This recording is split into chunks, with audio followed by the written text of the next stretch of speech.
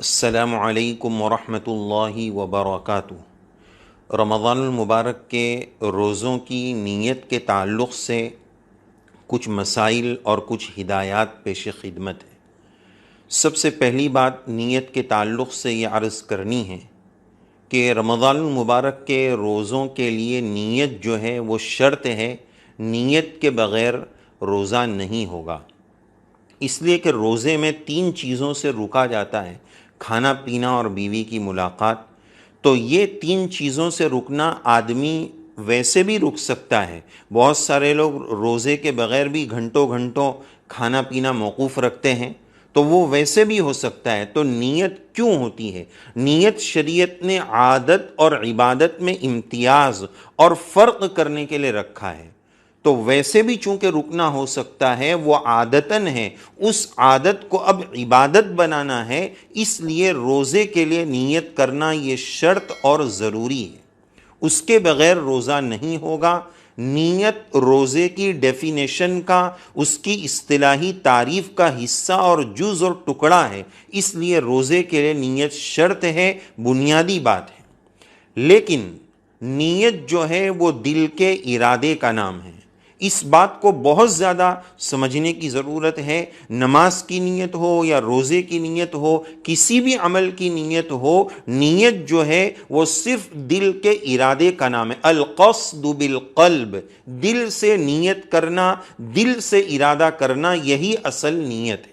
نماز میں بھی اکثر دیکھا جاتا ہے ساتھی زبان سے نیت کرنے کو اتنا ضروری سمجھتے ہیں کہ امام صاحب رکوع میں چلے گئے ہیں، وہ رکعت مل سکتی ہے، اب صف میں جا کر کھڑے ہو کر نیت باندھ رہے، نیت کرتا ہوں میں 4 رکعت واسطے اللہ کے، منہ میرا کعبہ شریف کی طرف، دائیں یہ مقتدی، بائیں وہ مقتدی، آگے یہ امام صاحب، پیچھے وہ مؤذن صاحب، اتنے میں تو امام صاحب کی رکعت پوری ہو جاتی ہے۔ تو اس موقع پر نیت دل کے ارادے کا نام ہے، اس سے فائدہ اٹھا کر دل ہی دل میں نیت کر کے اس رکعت کو پا لیا جائے، اس رکعت کو حاصل کر لیا جائے۔ تو بہرحال نیت دل کے ارادے کا نام ہے، لیکن لسان ترجمان القلب ہے، زبان یہ دل کی ترجمان ہے، اس لیے بہتر یہ ہے کہ کوئی اگر زبان سے بھی روزے کی یا نماز کی زبان سے نیت کر لیتا ہے تو اچھی بات ہے، بہتر ہے، اس کی گنجائش ہے۔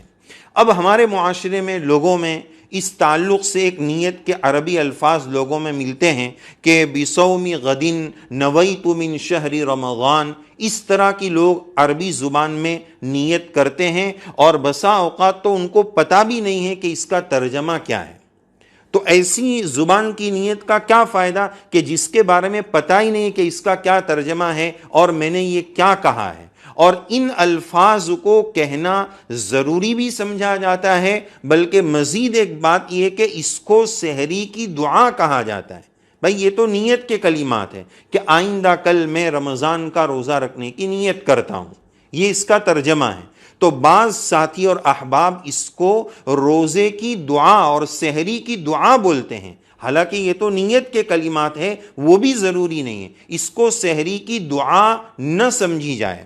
اسی طرح یہ مغالطہ اس لیے بھی ہوتا ہے کہ جو رمضان المبارک کے سحری اور افطاری کے ٹائم ٹیبل مسجدوں میں تقسیم ہوتے ہیں، اس میں یہ کلمات لکھے جاتے ہیں اور سحری کی دعا کے نام سے لکھا جاتا ہے، تو اس لیے لوگوں میں یہ غلط فہمی ہو گئی، اس ٹائٹل کو دیکھ کر اور اس جو کاغذ تقسیم کیا جاتا ہے اس کو دیکھ کر لوگ یہ سمجھتے ہیں کہ یہ سحری کی دعا ہے، حالانکہ وہ الفاظ حدیث پاک سے ثابت نہیں ہے، ان الفاظ کا پڑھنا کوئی ضروری نہیں ہے۔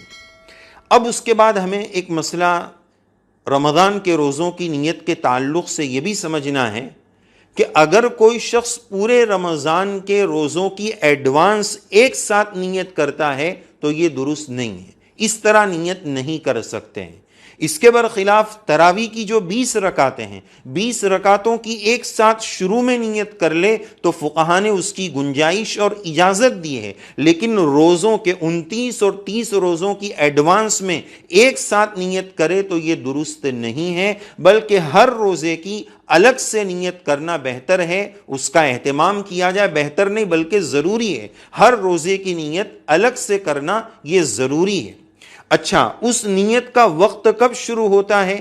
ایک روزہ ختم ہوا، غروب ہو گیا، اب اس کے بعد اب سے لے کر ایک اس کا اگلا ٹائم ہے جو آگے عرض کیا جا رہا ہے، اس وقت اس پورے لمبے وقت میں نیت کی جا سکتی ہے۔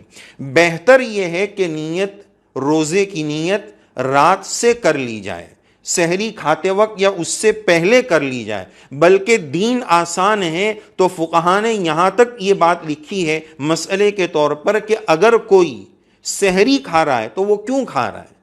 4 بجے اٹھ کے تو سال بھر کبھی کھانا نہیں کھائے، اور عام دنوں میں اگر کوئی 4 بجے اٹھ کر اس طرح کھانا کھائے اور کھچڑی بن رہی ہے، چاول بن رہے، تو لوگ عجیب بولیں گے ان کو کیا ہو گیا، کوئی دماغی پرابلم تو نہیں کہ 4 بجے اٹھ کے کھا رہے؟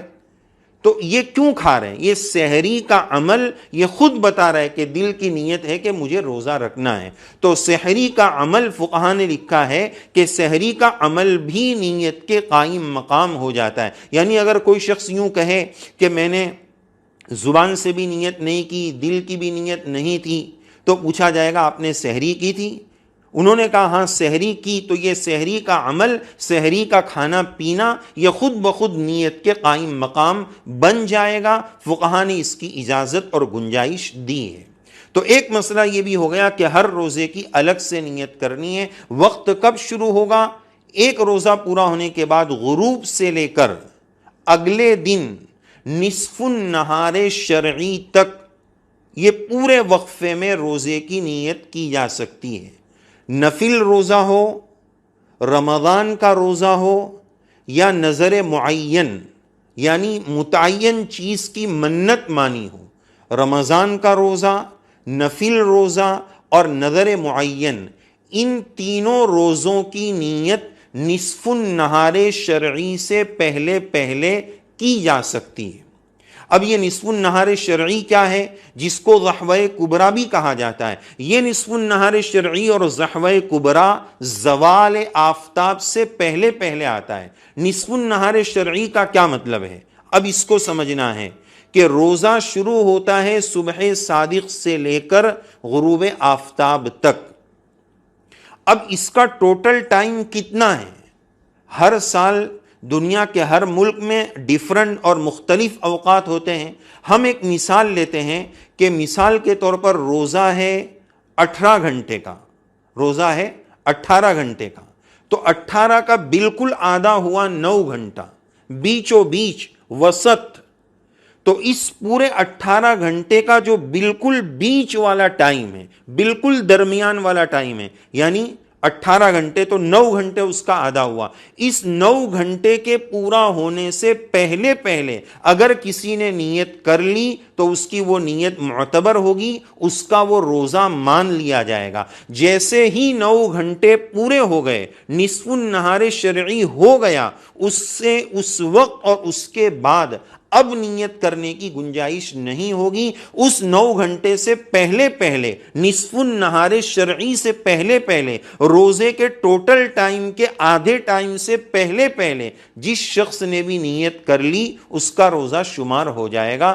اس طرح بھی وہ نیت کر سکتا ہے۔ اس سے یہ پتہ چلا، یہ بات واضح ہو گئی کہ کسی کی سحری میں آنکھ نہ کھل پائی، آنکھ لگ گئی، فجر کے ٹائم آنکھ کھلی، یا اللہ حفاظت فرمائے فجر کی نماز بھی چوک گئی، اس قدر گہری نیند لگ گئی کہ سحری بھی چلی گئی اور فجر بھی چلی گئی، اور تقریباً 7-8 بجے 9 بجے کے بعد آنکھ کھلی ہے، بیدار ہوا ہے۔ اب وہ روزے کا کیا کرے؟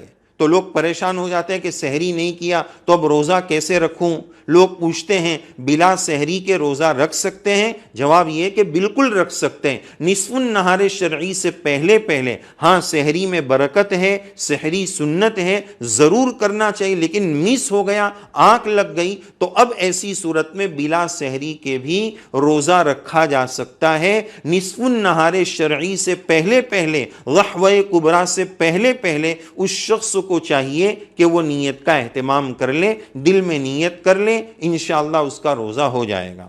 اسی طرح روزے کے تعلق سے ایک بات یہ بھی عرض کرنی ہے کہ سحری جو ہے وہ اس کی نیت بہت سارے لوگ یہ سمجھتے ہیں کہ ایک دم آخری ٹائم میں کرنا ضروری ہے، یعنی بہت سارے لوگ کہتے ہیں کہ بھائی جلدی برش کر لو اب نیت کرنا ہے، تو وہ یہ سمجھتے ہیں کہ لاسٹ ٹائم نیت کرنا ضروری ہے. اور ایک مغالطہ یہ بھی ہوتا ہے کہ نیت کر لینے کے بعد اب کچھ کھانا پینا درست نہیں ہوگا. مثال کے طور پر کسی نے کھانا کھا لیا، سحری کا عمل کر لیا، اب اس نے نیت کر لی، اب وقت پورا ہونے سے پہلے پہلے اس کو پانی پینا ہے، تو وہ غلط فہمی کا شکار ہوتا ہے کہ میں تو اب نیت کر چکا ہوں تو اب میرے لیے پانی پینا صحیح نہیں ہوگا. نہیں، وہ پانی پی سکتا ہے، نیت کے بعد بھی پانی پی سکتا ہے. اس نے نیت یہ نہیں کی تھی کہ میری نیت کرتے ہی میرا روزہ شروع، کھانا پینا بند. نیت اس کی یہ تھی کہ جب سے روزے کا ٹائم ہوگا تب سے میرا کھانا پینا بند.